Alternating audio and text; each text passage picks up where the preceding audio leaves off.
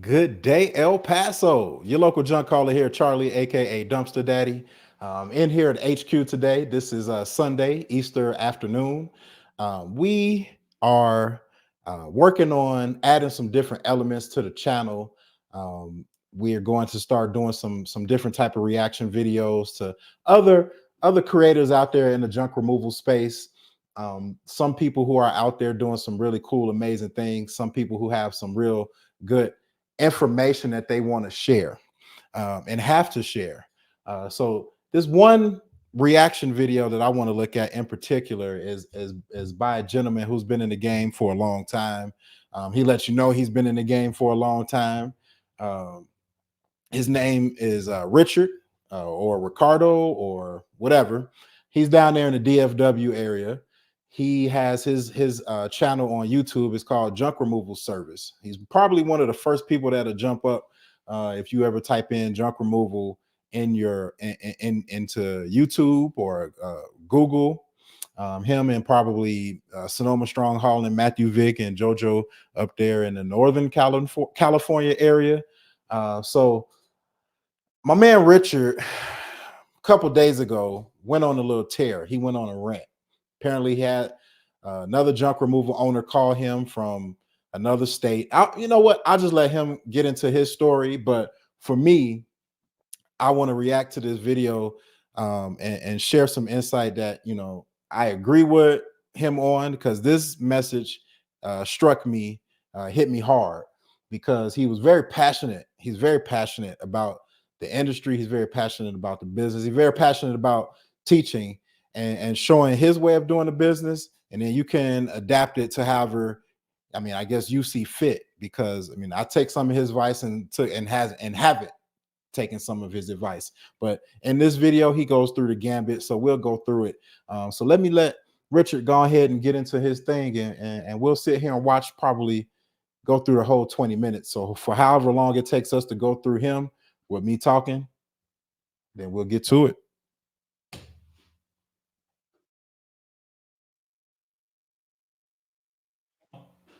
First off, let me share my screen.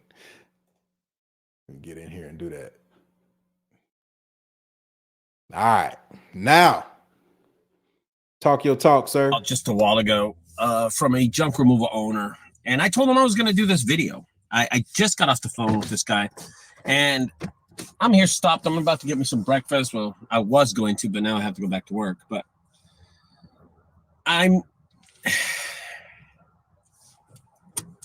want to be able to express my feelings in this properly, but also, what's up, Alex? Also talk about how stress in this business, how it can give you mental problems. It can mess with your health.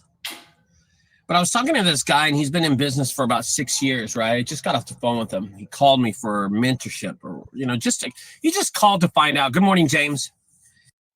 Called to find out. He gonna find out. And as I'm talking to the guy, he tells me that he's gonna pull back his business a little. Good morning, Alex. And he's going to stop doing so much with this business. Now, apparently this guy has like 4 or 5 trucks. He's in California. And he talks about how stressful this job is, how stressful junk removal is, and how junk removal has caused him to really reflect on his mental health, right? What's up, Junk Underdog? Now, when it comes to the stressful part, junk removal has not stressed me out at all. It is work. It is hard work. And the hard work is mainly the part being disciplined, getting up, doing what you need to do to drum up business, to be a good business owner. I am a single owner operator. I do have my wife. She does help out. I do use a temp agency here in El Paso for labor when I do need labor. But for the most part, I'm rocking it solo dolo, truck and trailer, one guy. And that is no stress at all for me. What was stressful was 10 years working in the Walt Disney World Company, 5-6 years over at the Magic Kingdom, the busiest park in the Northern Hemisphere. I'm not sure if it's the busiest park in the world, but I know it's the busiest park that is in America, North America, the United States. And at one point in time, that park hours would get extended. So, we would be scheduled to close at probably say 11, 12. And then the VP of the park at that time, depending on how busy the park was, would decide to extend the park an hour or two. So not knowing or not having a consistent schedule when you're working in the corporate environment in that type of way in the operation, that's stressful. Junk removal, me bringing in money, for the family based off of me going out there eating, or how do I say it? I eat what I kill instead of going out and getting a paycheck and depending on somebody else for that survival. Junk removal is not stressful to me at all. Junk removal is fun. It is a hunt. But let's get back into it. Echo Clear, what's up, guys? Good morning. And how this is a turning point in his life. Because apparently he just went and he got checked at the doctor, and the doctor told him, dude, you need to stop doing so much stuff. So what's up, Fred? Good morning. And when he went to the doctor told him, dude, you got to stop stressing out so much. It's going to damage you. You're going to hurt yourself. You're doing too much, right? And I'm thinking in my head, this is what I'm thinking the whole head in my mind. And I don't know, man, because junk removal is not so hard for me. As he's talking, he says he's only done this 5 years. He's done this 5 years. Okay.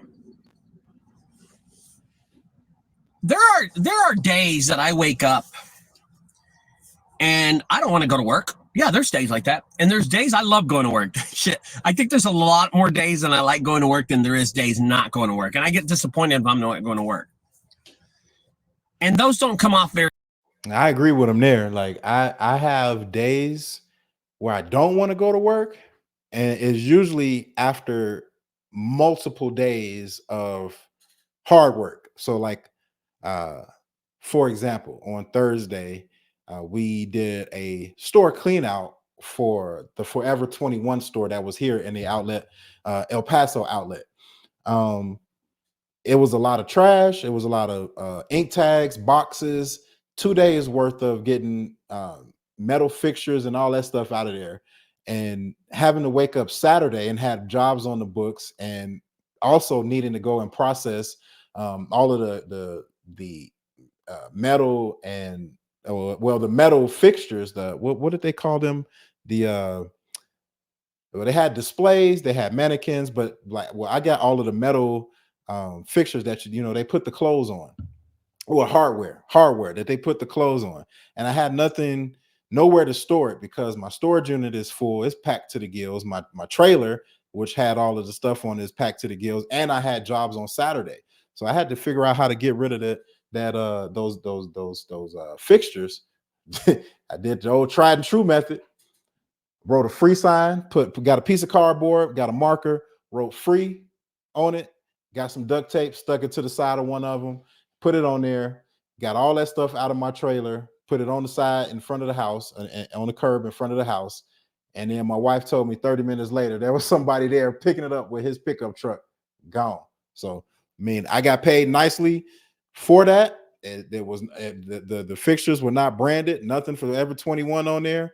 They were trying to sell the fixtures anyway. They were trying to get rid of them by selling them to people. This was just the stuff that couldn't sell, and they needed to get it out of the store because they needed to be out by Friday. So anyway, let's get back to very it. Often. This morning, yesterday, and I'm gonna suggest something to you. I'm just gonna throw this out there. Okay. So yesterday I had 2 jobs on the schedule. Just two jobs. It's pretty slow because Easter this week before Easter always gets slow. I checked my book. Easter was not slow for us. The week before Easter, not slow. Like I said, we landed the job for Forever 21, and then we had a bunch of small jobs and estimates all week long. We stayed busy. Because I always check them, and it's just always slow, so it doesn't matter. And but I wasn't slow. I honestly wasn't slow. Because see, guys, I gave 4 jobs to my son, Maddie, in Frisco, Texas. And those 4 are calls to me. I think I'm gonna speed up just a little bit. They're not calls to my on a slow and a grill. That's all I did. I didn't make that much money. Oh, and we removed the hot tub. I'm sorry. Fridge, grill, and a hot tub yesterday. So I didn't make much money. I think I made $450 yesterday. And then my son removed 2 satellites and 2 fridges. No, 2 satellites, 1 fridge, and 1 desk. He didn't make much, $500, but that's what I'm trying to explain to y'all. This job, when it gets slow, I look at the jobs that I give to my son and I'm thinking, oh, this ain't that bad. This ain't that bad. I'm having a good week, actually. But to hear this guy disrespect how Junk playing around with the speed, just trying to see if I can speed it up just a little bit, but still it be coherent. Removal is treating his business, and how junk removal is stressful in his life, and how the stress of this business. Now he's about to go into some strong language. So if you got sensitive ears, might want to turn away, because I don't know how, and not planning on bleeping any of it out. So has led to his health problems, and how him growing his business has led to his health problems, how the procedure has led the path to what he's doing right now. Okay, hopefully that makes sense. Yo, I'm gonna tell you something. I've had a previous business before I started junk removal. I was in the shoe business for 11 years, so I started shoe business. I don't know, some of y'all heard me tell the story of my old shoe boss, Frank Claren. Shout out to Frank Claren out there in the south suburbs of Chicago. My first shoe boss taught me how to run a business. Junk removal, I've been doing this. Taught me how to talk to vendors, taught me how to negotiate with all these different people, working with the finance companies, and also how to give great individualized customer service. Shout out to my man Frank Claren shoe store. 16 years. James, I'm going to get there, brother. James, I'm going to get there. And I sold shoes, and they were financed by Nike, Adidas, Reebok, and stuff. I learned that lesson. In my first business. And yes, it is very stressful. That business was very stressful. But I knew getting into junk removal, that business, that I was going to do. We weren't financed by Nike and all that stuff, because we catered to a different clientele, mainly the senior women. So I could say we had easy spirits, you know what I'm saying? But anyway, that's besides the point. Just right. And I would never get in the retail game again. I would never get in the retail game. I knew that already. Mm-hmm. And I'm going to tell you, when you think that I'm working by myself and I'm in my Jeep, because my Jeep's a piece of shit. Everybody's seen my Jeep at the Robert saw my Jeep. It ain't nothing to holler about, but it got us everywhere, right? When you see what I do on a daily basis, and I go to work by myself, and I have my 4 trucks parked there, and I have my 5 trailers sitting there on the property, and you're thinking to yourself, oh, this motherfucker is so cheap that he goes and does his job by himself. Told you, strong language. Here it comes. It's coming. A couple of F-bombs, whole lot of them about to start dropping. This is what I tell you about the passion, about the business. Oh, this dude right here, he goes and works every day by himself. Why won't he get off the truck? Why won't Ricardo get off the truck, right? Why don't I get off the truck? First of all, that's none of your business. Second of all, I make money. I make money because I don't have employees. I make money because my trucks aren't financed. Now, when we first started the business, and I was looking at, and researching, of course, his videos came up, and we started out, we had a nest egg. Like I said, 2020, government was giving out all that free change. So we did our best, and me and my wife were great stewards, mainly her, great stewards over the money that we were getting. And we had already started moving toward doing the Dave Ramsey's baby steps of paying off all of our credit card bills and all that type of stuff. But that's in a whole nother vlog that I'll release that me and my wife did, or was it more of like a podcast type? Me and her were talking, but he talks about, financing vehicles and all that type of stuff. We bought all of our stuff when we first started the business. For the first 2.5 years, we used our cash that we had. We bought our F-150, which Richard, he says don't buy F-150. You can't haul nothing with it, but we did a great job. And then we bought our trailer. We didn't finance anything. And then we used our money that we had, or that we were getting from unemployment and the government. And that's what I used to buy the tools that we are still currently using, the power tools for the business. I make money because my trailers are paid for. I make money because I have a warehouse and a storage and a headquarters. I make money because of that. And the main thing, I don't pay for leads. I work my ass off. I've done those things. I put in and laid the bricks and built that wall. I've done that already. And I'm not gonna lie to you, we played around, we tested Google Ads, and I wasn't pouring in much money into Google Ads. I think I was only at probably, and I had a company doing it, so I was only at $700 a month, which they took out for their fee. I think it was between like $175 to $200. So I was the only money that was going toward the Google Ads itself was about $500, because I was not going to try to run that myself. I heard so many stories about people who lost so much money on trying to run their own Google Ads. I've watched other content creators talk about how they had to put in so many man hours to learn how to run the Google Ads. So I was just testing it. Like, we will not be running Google Ads anymore. We also partnered with Spectrum last year, and they ran a commercial for us on their platform on TV. We saw great success from that.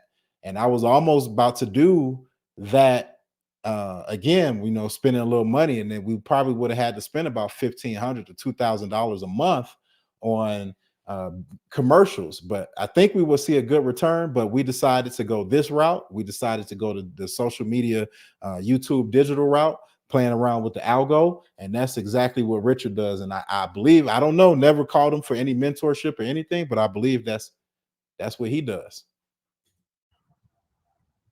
Just record video. I'm going to tell you something. Just hearing this guy talk to me on the phone was frustrating to me. It frustrated me. Well, Ricardo, I've been doing this for 6 years, and I'm going to tell you, man, the little money that we make and the hours that we put aren't making, and it's stressing me out. And now I got health problems, and this business. No. Junk removal didn't do this to you. Junk removal is not a devil. It doesn't reach out to you, grab you, and tell you, start me up. You make the choice. As a human being, you make junk removal does not put a gun to your head and say, start a business. Start a business. No, you choose to, as an American, as a person that blood flows through your veins, you choose to do that. You choose to buy the truck. You choose to get that truck financed. You choose to buy the trailer. Now, we just financed, probably knows it, September. We had my F-150, the engine died on me, gave me one last good job. We cleaned out a Canes over there in by the university, UTEP, and I pulled out. It got me up out of there because it was a tight parking space. You know how the drive-through is for these restaurants. So the parking spaces, and you got the drive-through, people trying to come in, and I'm blocking this spot. So we were able to get the job done. I was able to get out of the parking lot. Noticed that one of my trailer tires were low, so I pulled into a vacant parking lot that was over there by the university, turned the truck off, got the tire changed and switched out, tried to turn the truck back on, just clicked, wouldn't do anything, wouldn't even light up. So yeah, we had to go and spend a little money on our truck now, and that's my number one employee. When I have to pay the bill, I gladly do it, because paying that bill means freedom for me. It means I don't have to go and be subjugated to working a 9-to-5 for anybody else. I don't want to go back into the 9-to-5 world or the corporate world until I'm ready to go.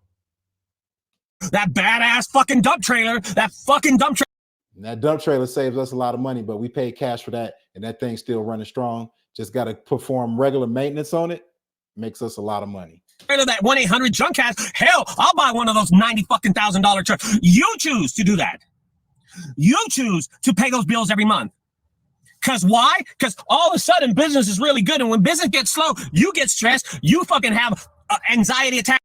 I mean, and our truck went down and it was going into the slow season. It was September, October, then November, December, all of that. I mean, business kind of slows down around that time. We stay consistent because we do have a lot of repeat clients, but during that time, business slowed down. So we knew exactly what we were getting into when we was getting ready to finance this truck, the 250, which has, it's been doing great for us. You go crazy, your heart start hurting, and you know what happens? You end up in the fucking hospital because your choice, not because anybody else did it, your choice. Yes, Judah, I'm going to get to it in a second. People, you need to understand that junk removal doesn't put a gun to your head to start a business. You choose to finance your vehicles. You choose to finance your trucks. You choose to hire motherfuckers, employees who are the worst. The worst. Employees don't care about your business. They don't care about your morning meetings. They don't care about how to treat your trucks.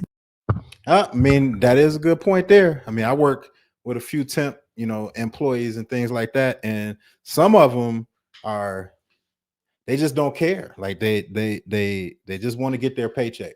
That's all I can tell you. That's it. And I understand that when that's all you want, that's all you're trying to go after.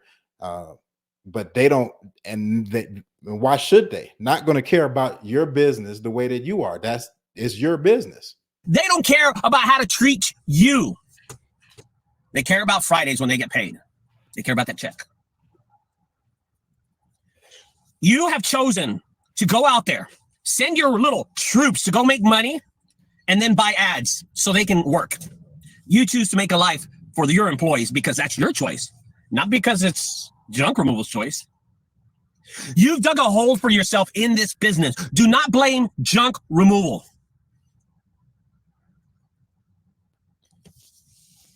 This guy has been stressed out. He's got high anxiety. He went to the hospital. They checked his heart. He's got a bad heart now. Why? Because he chose to do these, not junk removal. Nobody forced him to do this. And I feel sorry for the dude. I'm talking to him on the phone while he's in the hospital, believe it or not. And now he's going to quit doing junk removal and sit back and let his employees do it. And I just told. Well, I mean, we want to eventually move in that direction to get the company to be able to sustain itself, to run itself, and then we can move back from it. But we are far ways from that, mainly because I enjoy my freedom. I enjoy running my own business. We have some things that are coming up this summer that we want to do. Let me get this man. He looked kind of funny. Let me I was just thinking in my head. Okay, that look he look a little bit better right there. But we have some things coming up this summer that if I was running multiple trucks, or if I had somebody working for me, I would feel obligated to have to stay here to make sure that they had some hours, and or if I had somebody who I trusted to maybe run the business while I was gone, while I'm out on vacation, all I'm doing is worrying about and thinking about the business. So, not there yet. I love my freedom. I love being able to do what I want to do when I want to do it. I just got to make sure I got enough money in the bank to cover it. You know what I'm saying? So I love my freedom. Good. That's great, brother. That's great. You're doing that. Now you can really fucking go out of business. This fucking business is not a stress business. I'm in this business myself. I do this. This motherfucker's been doing this 6 years. I've been doing it 16 years. I do videos. I have fun. You know what? Orson went to work with me last week. Orson, my new guy. And he said, bro, you so chill at these jobs. You don't work hard. You chilling at these jobs. Roger, how do you act so calm? I'm like, dude, what the fuck? This shit's easy. I tell Orson, dude, this stuff is easy. We're getting on a ladder, removing a satellite dish. How hard can that be? I play around with the customers. I play around with the employees. I play around making videos and having fun. This video's stressing me out. This is not the most stressful shit I've done in a long time. But to say that junk removal has put you in this place, no. Your finances have put you in this place. I'll say one thing for me, junk removal and the business has helped me out in certain areas of my health. I eat better. because I can't perform jobs when going out there and doing my thing, moving and shaking if I'm sluggish. If I didn't had, you know what I'm saying, the double cheeseburger or whatever from Burger King, Wendy's, McDonald's, or the corner shop Whataburger here and in Texas. But like all of that type of stuff. So when I'm out there, I'm eating fruit. I am my smoothies. There's a couple of juice shops that I will go to. Me and my wife always hitting up some type of Chinese food space or some sushi spot, something that I can get in my system that's light. I make my own smoothies, but and then for me getting into the mental health part, but place to start this ridiculous fucking business. I mean, for mental health, I mean, it has helped me out just by going and trying to develop myself as a better businessman, business leader, a person in this industry or any industry to be considered as a go-to person for some type of information. Like I definitely kicked up my reading game and also my education game, just going on YouTube and looking up professionals and expertise in certain areas and listening to what they got to say. Like YouTube is a great educational tool. I call it University of YouTube. If you go in and if there's something out there, I tell my dad, if there's something out there that you think you want to know how to do, there's somebody out there who calls themselves an expert who can probably show you, and they made a video and put it on YouTube. So you have fucked it up for people in this business, and now you're crying me a river on these YouTube videos, and you're crying a fucking river on the phone with me, and you're crying a fucking river to everybody that knows you. Oh, I'm sorry, I didn't hear you. It's the game, baby. You got to get out the victim Olympics. If you're going to play in the entrepreneurial world, one thing that I've learned 3 years ago, getting into this, that you can't play the victim Olympics, trying out for the victim all-star teams. Everybody is against you. Nothing is your fault. The competitors are stealing all the jobs. They're leaving me bad reviews, all of that type of stuff. Forget all that. When you get into the entrepreneur game, don't nobody care about none of that. Better play the game. You have trucks? Oh, how many trucks? You got 4 or 5 trucks? That's great. How many? And be smart. Trailers? Oh, 5. And 3 of them are done. Perfect, dude. And I'm going to assume they're all financed. And you're fucking up to your chest in bills.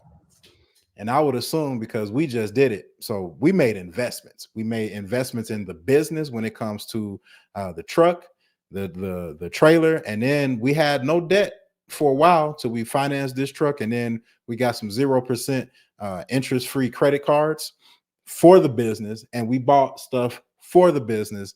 So we invested that money into the business, hopefully to make a return here soon, which is why you're going to see us pumping out a whole lot more content because we need to start getting the value that we want out of this equipment. Because although I call them toys, they're not toys. They are they are tools to help us go out here and attack this social media, attack this YouTube, attack this entrepreneurial game, this business game, and go out here and play it to the highest level that we can right now. You know what? Fuck the insurance and fuck the ads, because those are really screwing you, right? I got insurance, but no ads. Come on, dude. Get the fuck out of here. Oh, by the way, in the last 6 years, you know what you did for organically? Nothing. You did nothing. You posted nothing. You built a. And this is the part that hit me right here. This part when he's talking, you posted nothing organically. You didn't do anything on social media. Like, how do you expect people to know who you are and what you do if you're not putting it out there? You got to put yourself out there. I understand it is stressful out there if you don't know or how people going to react to you, but who cares? Like, you're doing this for your business. You ain't doing this for the reaction of other people. You want to get into the algo. When people start searching for your service, you want your name to pop up without having to pay $1,000 or $2,000 or however much money he's paying a month for Google ads and all that other stuff. Shitty fucking website. I went to the guy's website. Trash! A1 fucking trash. And I'm tired of hearing people bitch about stuff. And the website is key. We use a GoDaddy website right now. And I have, after 3 years of doing it, I've decided to contract out a web developer here in El Paso, and our website should be coming out this month. What is this, April? So hopefully this month. They did send us the link to check it out, the full review of the website and what they have put together. I'm so excited. We're going to sit down with them sometime this week, but the website is key overall. Everything else, I tell my wife, I tell my dad when it comes about his business and the church, social media, YouTube, how whatever platform you're using is to lead people to your website so that they can find out more information about you, who you are, what you do, and how can they benefit from using your services. So, and then they can reach out to you once they built a relationship, once they felt like they have built a relationship with you. The whole marketing term and tools, just because it's social media from years ago, the marketing terms and tools from years ago still work. People got to meet you or experience you 7 times at least before they feel comfortable reaching out to you to talk to you about your service. So posting stuff to social media and having a great website is key. We keep finding that out because we get people who call us out and they say, oh, we like what we read on your website. And truthfully, because it's the GoDaddy website, and I have web developers working right now on us a dedicated our own junk removal website. Haven't even looked at the at our GoDaddy website in about 3 months. So I know that's bad, but we got one coming. Stuff like this. When you go to people, and that's another investment into the business. Got those business credit cards. Remember I told you. People's website, and they put no effort towards it. You go to Facebook and they put no effort towards Facebook. As a matter of fact, this guy said, I'm starting a YouTube channel. I was like, God damn, motherfucker. Can you do anything else? Take accountability. Take accountability. I'm sorry, Link Nasty. Take accountability for where you place your business and what. And taking accountability for period, like in everything, all aspects of life. That's one thing we have to do as business owners. That's one thing that we have to do as humans. Is one thing we have to do as men. Now you take accountability for where you're at whatever point you are in your life. I had to look at my life when we started this business 3 years ago, and coming from working in the corporate world, working at the Walt Disney World environment to then doing trash. Like I was a little depressed. I was sad. I was like, and I had my girl out here helping me. And then I had to look at the other side of it. I had to look at the side of it like, man, we are out here blazing our own path. We're using junk removal as the vehicle to go out here and grab some money so that we can live and we can use the learnings that we have had the past 10 years in the corporate world and go out here and see how we can move and shake in the entrepreneur world and how can we build relationships that way. You're doing now and why you're in the hospital with these fucking anxiety problems. Don't sit here and bullshit other people about it and let me hear you crying me a fucking river about what's going on. What the fuck? I'm going to tell you something. Last night at 4 o'clock in the morning, I had coffee, by the way, which I really fucked up. Last night I couldn't sleep. Okay. At 4 o'clock in the morning, I woke up and you know what I'm doing? I'm on the computer. What am I doing? I'm editing videos. I'm doing stuff for my job. It's a constant battle, man. I'm trying to tell you, like, if you're gonna do this and you're gonna put your all into it, every waking moment there is something to do. Whether it's going to my storage unit and clearing out the storage unit, organizing it, trying to get the recycling out, trying to get the mattress to where they need to go, tires if they have filled up and built up, donations, got to get the donations out too. So like there is always, if there's no money on the books, just because there's no money on the books doesn't mean that there ain't something to do for the business to make sure that you can get money coming in. Recycling is money. Donation is saving you dump fees, because now you can take it to a donation spot instead of trying to figure out how to break stuff down and dump them. Then you got to figure out how to dispose of mattresses, how to get rid of tires, all of that stuff. Like it's work every day. And then if you want to get in here and do like he's talking about and posting stuff to your socials and trying to do things organically and not buying stuff. And then when you get home 4 o'clock in the morning, for me, I wake up at 2:30 most mornings. I ain't gonna lie and tell you I do wait every morning, but I would say at least 4 to 5 days out the week, I'm up at 2:30 doing my prayer, doing my reading, and then on here posting to social. It's work. I'm working. I'm doing more things and I'm laying the groundwork for my business for 7-8 months later. I'm going to tell you, junk removal is not a stress business. It's not stressful. It's just not. It's not. This business is not a tough business. It's an easy business, and God bless us with this business. Oh God. No, I believe this is a blessing from God. This business it has helped me, and I have said it already in this video. It has helped me learn more about myself and growing and maturing and just trying to be a better person, to be a leader that somebody will want to follow. This business has actually taught me that. And now getting into the digital space, talking about this business even more, man. Like you got to be able to hold a conversation when it comes to what you do and how you do what you do. Gosh, you should have seen how frustrated I was on the phone about 30 minutes ago with this guy. And you think that junk removal did this to you? No, you did this to yourself. Congratulations. You played yourself. I'm going to just tell you something. I'll tell you what's stressful. I'll tell you what is stressful in life. He gets a little real right here. So, we're going to let him go through this moment, but he gets real. When you get a phone call last year in October and you're having a haunted house and your other son tells you that your oldest son is dead. And that day you have about 6 jobs booked on the calendar. That is stressful. Tough. That's tough. When your middle son tells you that your oldest son just died, but you're working about junk removal? Get the fuck out of here, man. It's called stress on my life. People don't realize that this business is an easy business. This business is based for easy retards to do this business, for people that are not that smart, and we have made it difficult.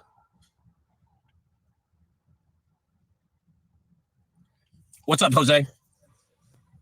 Isaiah and Johnny. Let me tell you something. Do not let this business stress you out and make you end up in the hospital. This is not for you guys. Go do something else. And then the dude says this. The guy says this on the phone. Oh, I ain't made no money. What the fuck? Bro, why? Now, I don't know about that. Like, as soon as we jumped in the junk removal game, once, it was probably first couple weeks there, maybe a week or two, a month at most, where I was just advertising, waking up every morning, posting out on social media. I posted so much on Nextdoor. I had a dude reach out to me to complain about spamming. He was saying, "I'm tired of seeing your ads on every time I open up Nextdoor app. You're messing up the experience for the rest of us, blah, blah, blah." But that's how hungry I was. Every morning I was waking up, and then till we got that first job. Once we got that first job, and all you people who drink beer, you go out, back in your younger days when you was in your 20s, early 30s, and you go out with the boys and you drink the beers, and then they say, "Man, you can't crack the seal. You can't go use the bathroom. You can't crack the seal." Well, soon as we cracked the seal on that first job that was outside of a family member hiring us, it was somebody we didn't know. They found us on Facebook. They called us. We went out, did it the job. All we had was the truck, the F-150. It didn't even have the sidewalls up on it yet. And we pulled that job off. That was the first job. That was a very confident boosting job right there. Why are you doing it then? Why are you? We make money here in junk removal. We ain't the cheapest, but we also not the most expensive. But we gonna give a high quality level of service, and we gonna get the job done. Doing this business that hasn't brought you any income and you're barely breaking even, but you're buying these new trucks, so you're getting finance. Oh, so the bank is working for you, and that's all it's been doing. But now that you, the bank ain't working for him, he working for the bank, because now he got to pay all that stuff back.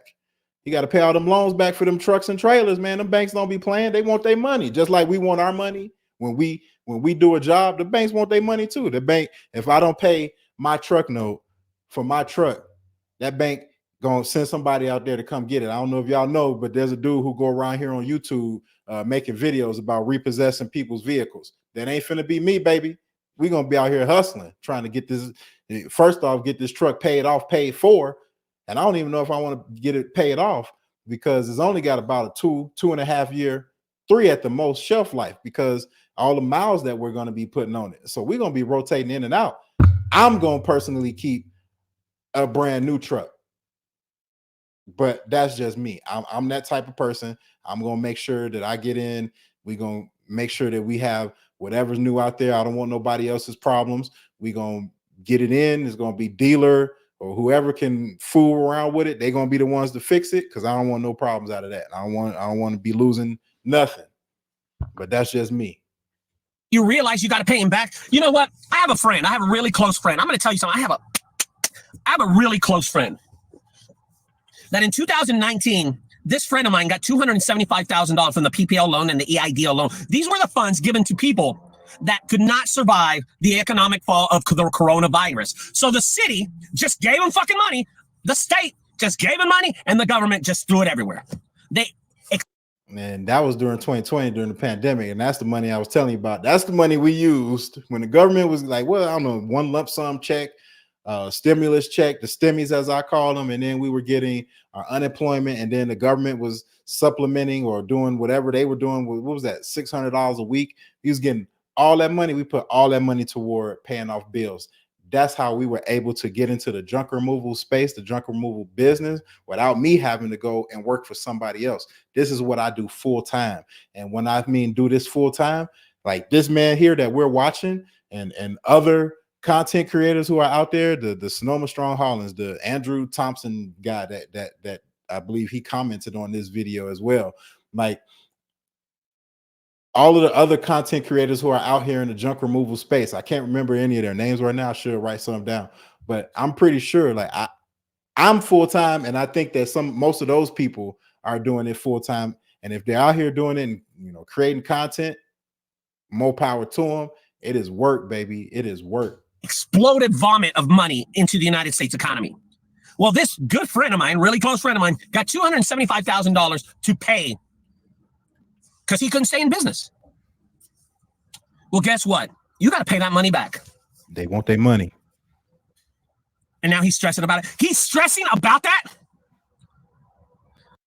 And I remember people suggesting to me that we try to apply for the PPP loan. And I told them we don't qualify for that because we weren't in business prior to the pandemic happening. We came into business after the pandemic. Plus, we spent most of the pandemic getting out of debt. I wasn't looking to get back into it. We were sitting on a nice little nest egg. I wasn't trying to get back into debt, consumer debt, you know, credit card debt, auto loan debt. We got rid of all of that type of stuff. Only thing we got on us really now is student loans, and we're going to get that stuff off of us pretty soon too. No, into the random. I'm not clapping, my friend. I'm stating facts is what I'm doing. But now you got to pay that back. I am of the mindset of leveraging debt. These credit cards we got, interest free. We were able to purchase our iPad, our 2 cameras, well, 3 cameras now since I'm using this one, but the 360 camera, the action camera, and now this webcam, and then all of the other equipment and software that we need to make sure to make this happen. I haven't invested in this platform yet. I'm still playing around with other platforms. I like this one right now, but I haven't fully invested into this StreamYard platform because there's a component that I want that I haven't figured out how to integrate yet. So I'm still looking. But when you don't take out money unnecessarily thinking that you're going to be able to play around with it, because the government, the banks, they want their money back with interest. And now that money that you made, you spent it, and now you're stressed out about it. I was just talking to my friend. Oh, bro, I don't know how I'm going to do this, bro. They sent the paperwork to the treasury, bro. I can't do this. This is a business, man. This isn't a person. This ain't a human being. This is a business. You should be happy. This is business. You need to treat it as such. And the lifeblood of your business is your cash flow. More money coming in than money going out. And if you took out those PPP loans and you used it for something other than investing it in your business, I don't know. I mean, we took out credit cards. We took out the truck loan, but all of that is underneath the business, and it's supposed to, and it's going to help us grow because we're going to put it to use. We're going to put it to work. Having fun in this business. And you know what? I'll question this. Oh, Ricardo, you're not stressed out. Oh, I could tell you're stressed out. Really? Go look at my videos and tell me if I'm stressed out. In the last 16 years, I put over 4,100 videos out. to teach people so we can put this industry of junk removal on the map. And man, every Tuesday night I have meetings. I have these webinar meetings so people can join and learn about junk removal. And I don't know if you heard me say it before, but the junk removal, it seems like there's a lot of people doing it because you're in that space. I'm pretty sure if you was a barber, you'll see barbers everywhere. If you was hairstyles everywhere, pharmacy, you like all of that type of stuff. You'll see everywhere there's somebody doing it. Of course, there's people doing it already.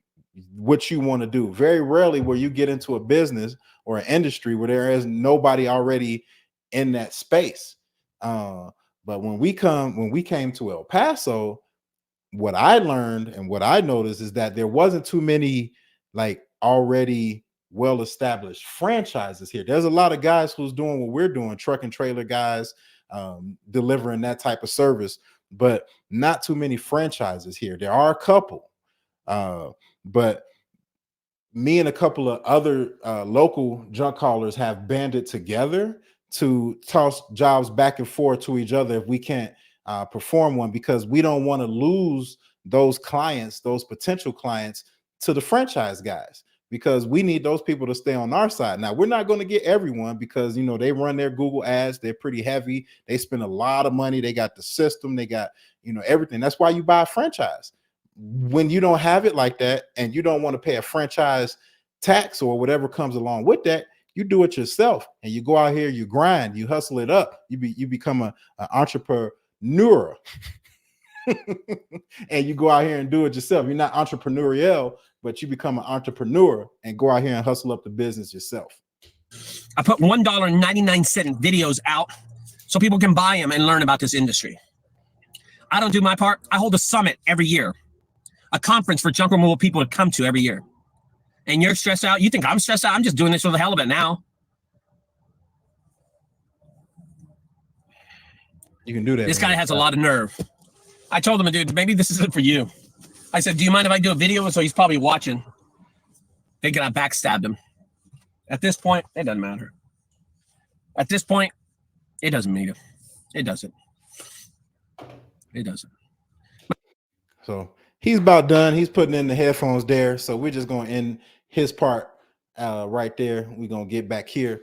But I really wanted to get into that video because of the passion that he shows for the junk removal space. And for those of us who are in this business, who are doing this to provide a lifestyle and a living for our families, it's not something that we take lightly. It's not something that we take for granted. When I was working for at Walt Disney World in the corporate world, like, you made sure you showed up on time, or you showed up when you were supposed to be there. You stayed when you did what you were supposed to do. You were held accountable by people, your peers, by your leaders, by people underneath you, all of that type of stuff. So then getting into this junk removal space, for me, the one thing that Disney always used to tell us when we were there is run it like you own it. My problem with running it like I owned it was that there was always other hands in the pot. I worked in retail. So in retail, you have your merchandise, you have how you display your stuff, all of that type of stuff. So they give you a store, whatever store you're supposed to be over, and they tell you to run it like you own it. But how, as you, the store manager, can run it like you own it when there's somebody else who is over your displays?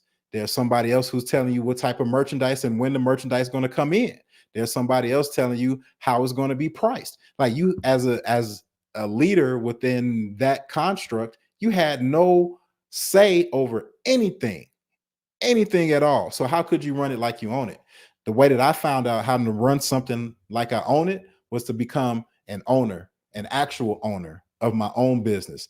My wife said, you put your own skin in the game. We put skin in the game. We put our life savings that we had from when Disney gave us our severance, from the money that we got returned from our venues and our vendors for our wedding, and then the money that we had been saving up. We invested basically all that money into this business because I told her I was not going back to work for them people. I was not going back to work in the corporate world until I'm ready. and I'm developing myself to get ready to go back into the corporate world, but I'm going to be going in as a problem solver and not a worker bee.